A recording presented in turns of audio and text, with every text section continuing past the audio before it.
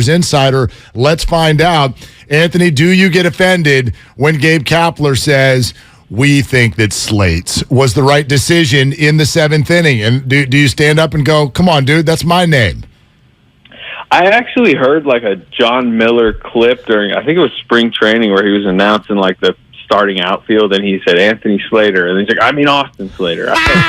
For like 2 seconds, I felt like, I finally made the big. So, I played baseball in high school, wanted to play in college, so it was a nice moment for me. So it's John Miller, right? I mean, and happy 71st birthday for John Miller today, actually. Oh, okay. So yeah, I'm glad you brought him up.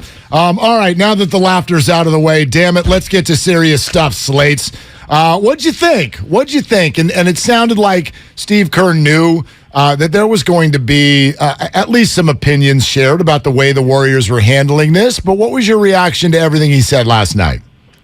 Yeah, I thought he admitted it when he said any criticism is fair. I think he knows it does not look good. The entire situation hasn't looked good, but they want to win. And I think this is them admitting this. I mean, this is not the first time they've made a decision, Draymond Green related, that is in the interest of winning a title that, might not look good from a disciplinary standpoint. But I think the players, I know the players were very heavily involved in guiding them to this point, in the belief that, look, just bring him back in the locker room. He's still going to have to deal with the awkwardness. Like, he's not coming back Thursday and it's like, all is good. Vibes in the locker room are back. He doesn't have to face a punishment. Like, he really needs to earn not just the trust, but just his stature back in the locker room that he's created over a decade back. And that's not going to be an easy thing for him to do. It does not look good publicly, but I don't think they care, because I think Steve Kerr's opinion is this is the best way they can get back on track to winning a title that I think we all consider them at least slight favorites for. Absolutely. I mean, right in the mix, no matter what happens. What's the mindset of Jordan Poole in terms of how this is all playing out, whether or not Draymond should be suspended or back? Has he spoken at all, or is there any indication when Jordan Poole would possibly address everything that's gone on? Well, the timing of this is all interesting, because he is in the middle of, pretty deeply in the middle of some contract negotiations for the big extension that will set him up for life, essentially. This is one of the most important weeks of his life, which made the timing of the punch all the more curious, as I'm sure you guys have been discussing all week. But my expectations, we probably won't hear from him until there's a contract choice one way or the other. Either he extends or doesn't extend. My expectation at this point is an extension is likely to come. But his mindset, as Steve laid out last night, is, he's willing to play with Draymond Green. He's willing to be in the same lineups as him, be in the same locker room as him. Will their relationship ever be the same?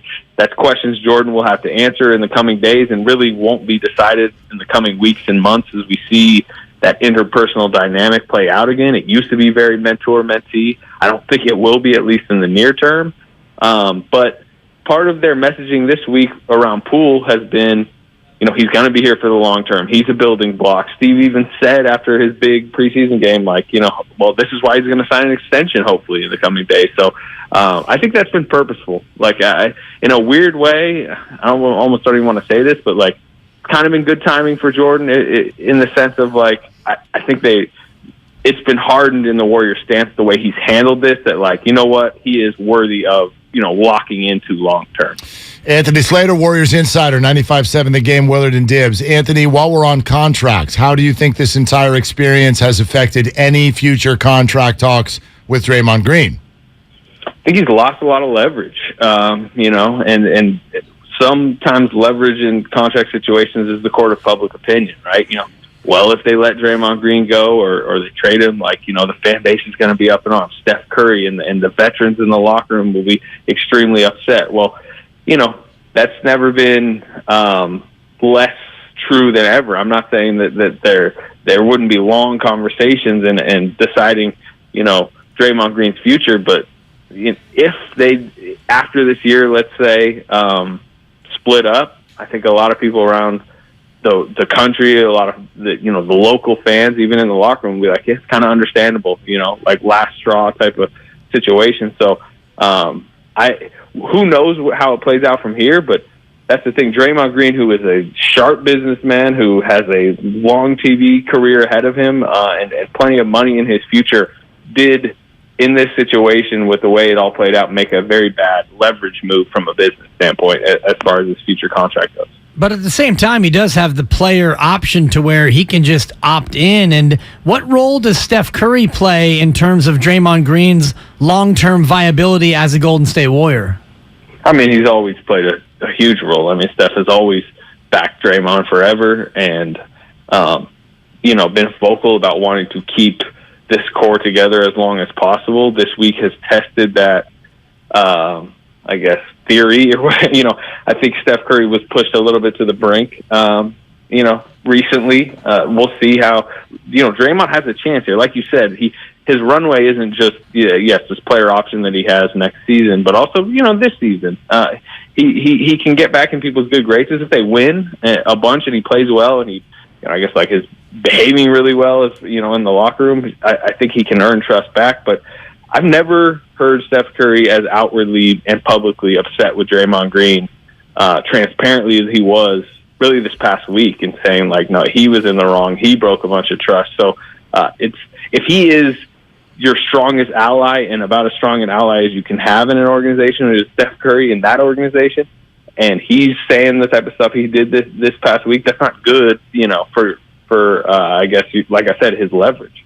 Anthony, just with how many fans you interact with and being close to the organization, I wonder what they think it's going to sound like next Tuesday night when Draymond's name is announced. I think it's going to be cheers. I mean, maybe bigger cheers for Jordan Poole. Maybe they need to show a higher level of support for the guy who got punched, but I don't know. It's sports. It's going to be fired up in there. They're playing the Lakers. They do want to be celebrating all that happened a few months ago, which was like the culmination of a dynasty, essentially. And, say what you want about the events of this week. Draymond Green remains, a top 2, top 3, top 4 most important person of an entire era. An entire era that had the Chase Center built, that is having another banner put up, a fourth. And, he's part of the reason he's sticking around despite what happened is that there's a fifth potentially, in their, target right now.